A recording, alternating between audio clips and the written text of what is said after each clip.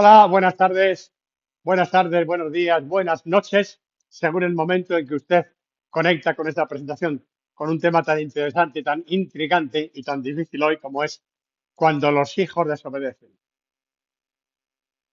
Recordemos que había tres zonas de disciplina. La conferencia del mes anterior.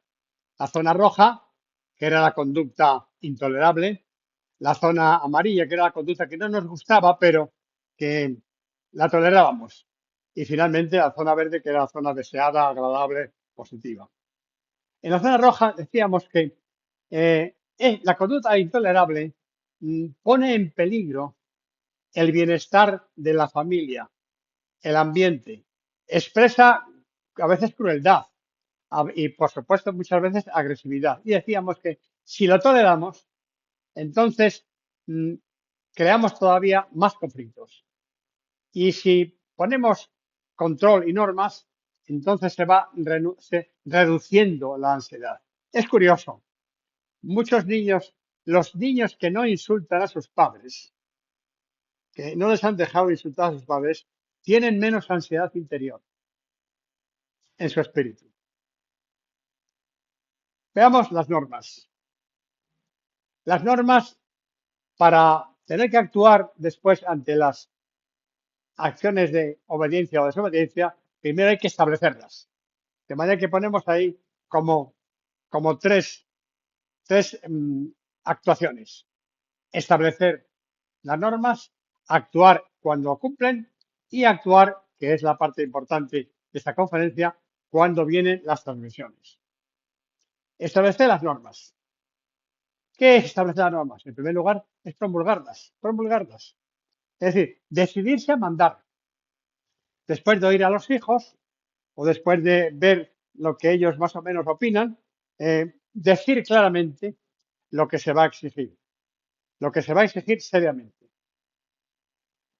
Hoy en día cuesta mucho presentar nuestra voluntad frente a la suya, mi derecho a tomar decisiones. En segundo lugar, clara entrada en vigor, hacerlas públicas y decir cuándo exactamente van a entrar en vigor. Eso es también promulgar. Y finalmente, que se mande en serio. No eso de decir, bueno, ya me entiendes que, dejando así la frase sin terminar, sino en serio, mirando a los ojos, transmitir respeto, no temor, respeto. En segundo lugar, explicarlas. Hay que explicar las normas, hay que explicar las circunstancias en que se van a aplicar, en qué momentos, en qué sitios. Aquí sí, aquí no. ¿Qué alternativas, otras posibilidades de actividad que están permitidas y qué de estas no? ¿Qué excepciones? Pues ya sabéis, el viernes por la tarde a tal hora eso ya es distinto, ahí podemos o no podemos hacer tal cosa. Y, por supuesto, en momentos tranquilos. Que estén atentos cuando promulgamos y explicamos una norma. Que no estén con prisas, que no estén saliendo o entrando o con el móvil en la mano o con el móvil puesto en el oído. Es decir, cuando pueden entender. Momentos tranquilos. En tercer lugar, motivarlas. Importantísimo, imprescindible. Ninguna norma sin motivación. Y una motivación que sea en defensa de un valor. Exigir renuncias por un valor es la clave de educar. Hay que explicar cómo esta norma defiende el buen ambiente de la casa, defiende el ambiente de confianza, defiende el bienestar, el respeto, el bien común. Hay que explicarlo. No largos discursos, no razonamientos abstractos, no tópicos, no frases hechas y hablándoles a la sensibilidad propia de cada edad. No es lo mismo hablar a un niño de 8 años que a otro de 14 o 16. Y muy importante, transmitir que creemos en ellos y que creemos en ello. Creemos en lo que estamos mandando y en las motivaciones de lo que mandamos y creemos en ellos. creemos que ellos lo pueden cumplir a pesar de sus fallos. Recordad aquella frase de aquel chico que decía, para mi padre yo era un tipo excelente, aunque fallaba muchísimas veces, me tenía que castigar y tenía incluso que repetir curso. Pero siempre me comunicaba que para él yo era un tipo excelente. En momentos tranquilos también. Más bien diría yo momentos de serenidad. Cuando no hay desilusión en el ambiente o frustración, cuando no hay tensión, es cuando hay que motivar las normas. Todo requiere su momento. En cuarto lugar, recordarlas. Las normas hay que recordarlas. Hay que recordar su contenido y cuando se recuerda el contenido de la norma, que sea siempre igual, exactamente igual, el contenido y las circunstancias de aplicación, igual que las dijimos en el primer momento, cuando entró en vigor la norma. Porque si no, la norma fluctúa y no saben a qué atenerse. En cambio, las motivaciones pueden ser variadas, pueden ser nuevas razones y ejemplos que se nos ocurren para captar la sensibilidad del niño hacia ese valor que defiende la norma, etcétera. ¿Cuántas veces? Pues depende. Muy frecuentemente según la importancia de la norma y la urgencia de la situación. Una o dos veces al día o a la semana depende. Depende, por supuesto, de la dificultad de la norma y la dificultad de aceptarla o no aceptarla. Preventivamente, muy interesante esto. Antes de que llegue la acción negativa, por ejemplo, podéis poner televisión o tal vídeo, pero recordar que dentro de media hora serán las 7, que es la hora de estudiar, y apagaremos la televisión, preventivamente. Y finalmente revisarlas. Hay que revisar su contenido.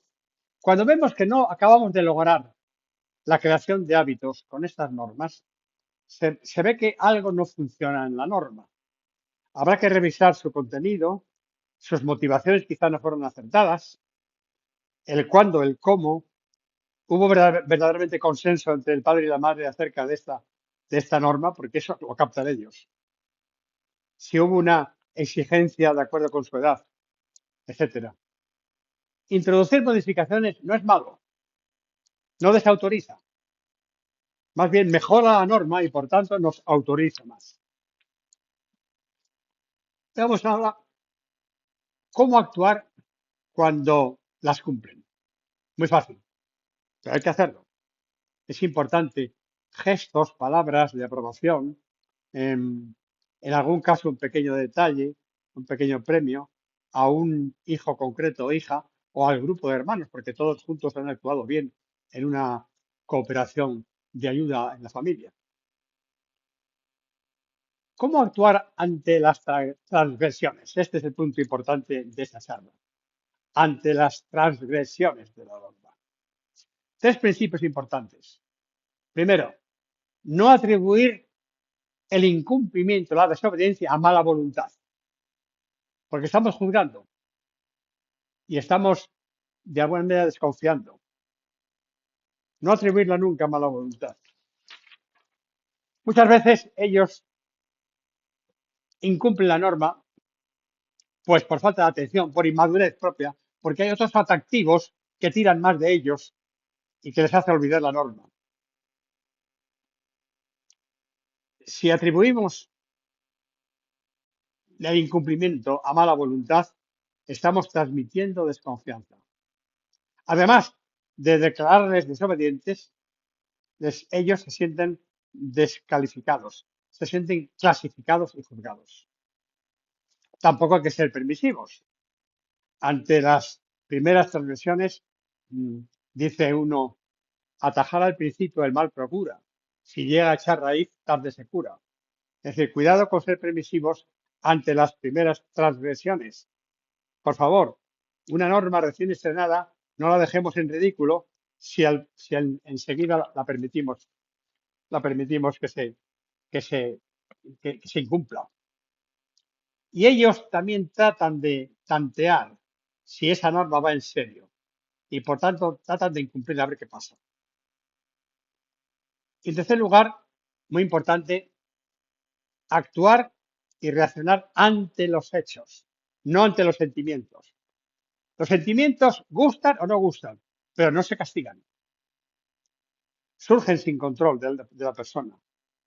Nos meteríamos en un lío si empezamos a pensar, ¿le pegó a su hermano con odio o con saña o para reírse de él o para divertirse? ¿Rompió el vaso sin querer o queriendo? ¿En qué caso es más culpable? No, creo que nos metemos en un lío. Mejor decir, mira, recógelo, el que has tirado, limpia todo eso y llévalo otra vez y cuidado para otra vez conjugar con las cosas tan precipitadamente. Ahora bien, ¿cómo reaccionamos ante fallos sin mala voluntad? ¿Qué hacer? Decimos, no fijarse, disimular, como me fijo una vez sí y otras no, pero cuidado, no disimular cuando hay una falta de respeto o cuando la cosa es muy clara. Por ejemplo, hay que llegar a tal hora por la noche. Si disimulas que está dormido, él pensará, no se atreve a llamarme la atención. Y entonces transmite debilidad, falta de autoridad. La distracción. Pues un padre a un hijo que andaba un poco fuera de juego, sin ponerse del todo a estudiar, le dijo, oye, ayúdame a llevar esto al comedor o a la cocina. Le ayudó a llevarlo y dijo, y ahora vuelve a estudiar como habíamos quedado. Es una especie de distraer desde la distracción, de una manera positiva. Y otra forma es una llamada de atención sencilla, seria, breve, que se recuerda a la norma y algunos de sus motivos. Y con serenidad, sin discursos ni ya estás otra vez tal. ¿Qué pasa entonces cuando asoma la actitud negativa? Entonces aquí, ante la actitud negativa, ya hay que hacer una actuación más tajante. El mandato inmediato, concreto, tajante. Tono muy serio. Coge estas cosas que has tirado. Vete a tu habitación ahora mismo, casi cogiéndole por el brazo. El llamar a capítulo, el llamarle aparte ya y decirle, mira, he observado que estás claramente desobedeciendo esta norma y prepara bien las palabras, con claridad, formúlale la norma y alguna motivación importante. Y al final de esta llamada a capítulo le dices, no voy a consentirlo más veces. Y habrá sanciones. ¿Cuáles? Te pregunta a lo mejor. Y tú dirás, pues ya lo pensaré. Pero en cambio, no andar con frases de es que eres un otra vez haciendo el ridículo. No, eso provoca más indisciplina. Y finalmente, el castigo o la sanción. Después de una o dos o más riñas concretas y formales, ya viene el momento de plantearse si hay castigo o hay sanción. Veamos ahora el tema concreto de los castigos. ¿Es necesario castigar? ¿Sirven para educar? He aquí las preguntas importantes. Veamos ventajas y desventajas. Desventajas de los castigos, que producen sentimientos negativos, se debilita la confianza, la buena relación, produce una cierta rebelión interior.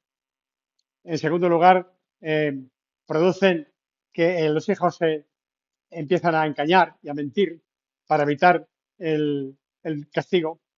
Si es nuevo o el repetido castigo, empiezan a mentir. Frente a la ingenuidad de muchos padres que dicen mis hijos nunca mienten. En tercer lugar, dicen que tienen efecto transitorio, es decir, mm, querer obediencia a base de castigos realmente es difícil. Es difícil porque de momento obedecen, luego vuelven a desobedecer y luego vuelves a castigar otra vez.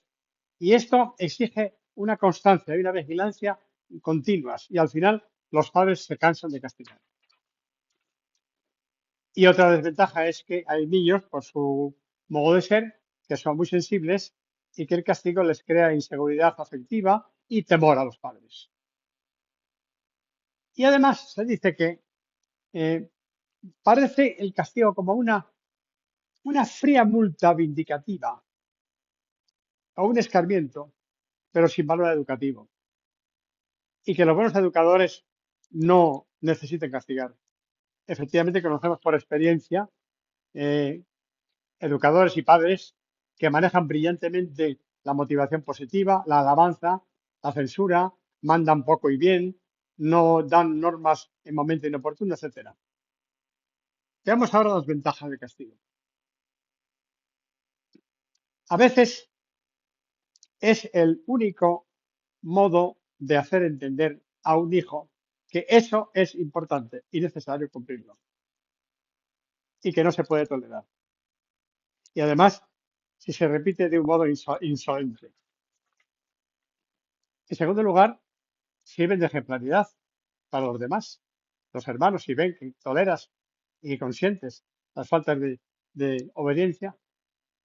Y en tercer lugar, eh, una eficacia práctica. Sencillamente, a veces es urgente parar los pies a ese niño, a esa niña que se porta mal. Y además, se dice que quizás no se pueden evitar cuando abusan o se pasan, cuando nos desafían reiteradamente, cuando vemos que es justo reparar eso que han hecho. No se puede dejar así. Cuando no bastan la censura o el llamar a atención o el llamar a capítulo o aquellas técnicas más blandas que decíamos. Y si hubiera que castigar, que sean castigos no humillantes, o sea, acciones degradantes, especialmente ante los hermanos, que sea proporcionado a la causa, a la falta, porque si es desproporcionado, se desprestigia la autoridad y además, porque no se pueden cumplir. Y sin cerrar el horizonte, es decir, castigos absolutos, como desde ahora no habrá paga ya jamás los domingos, o no volverás a salir con los amigos tales días. Eso no motiva hacia la mejora. Incluso empuja a un salto hacia adelante, hacia hacer trampas, pues escaparse de casa o robar, etcétera.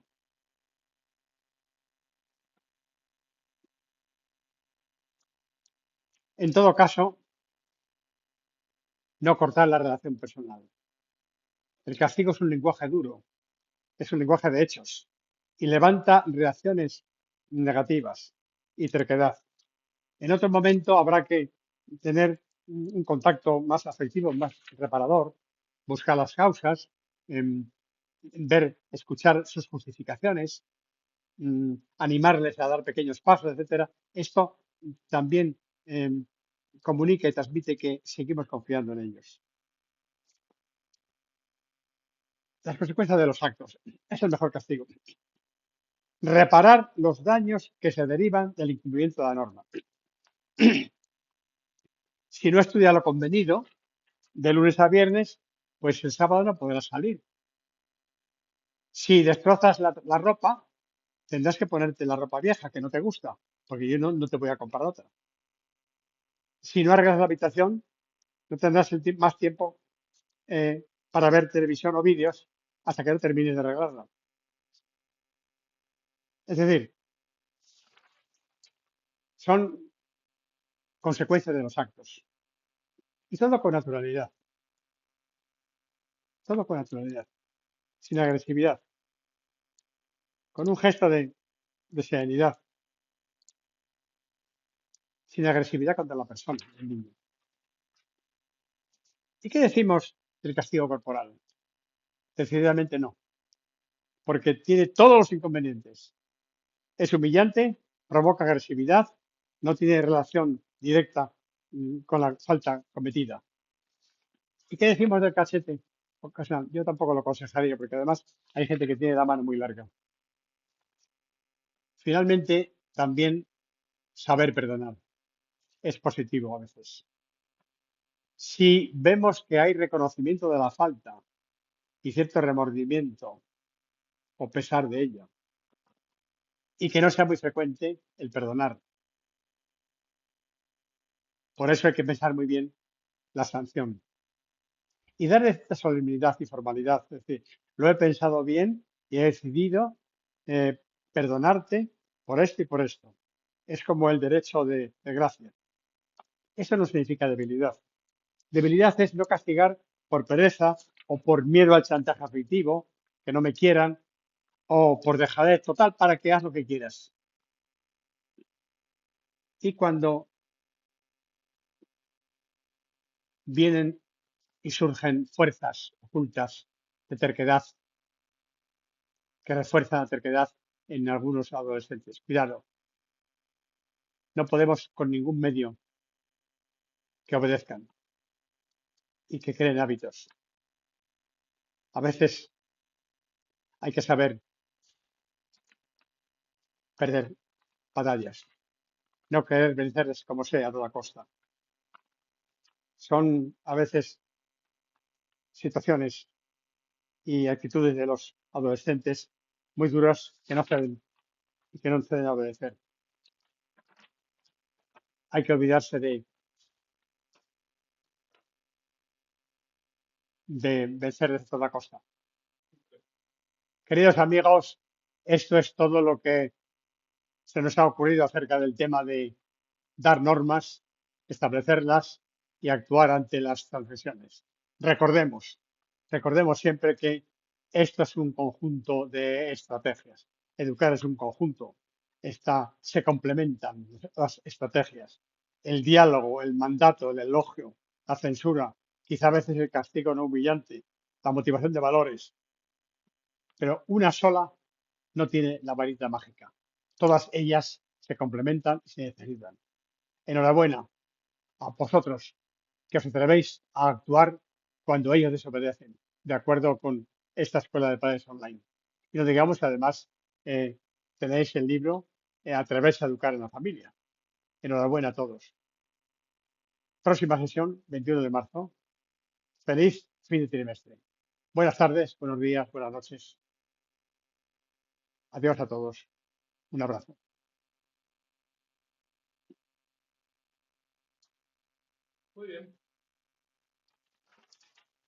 Ahora, ¿cuánto ha sido esto?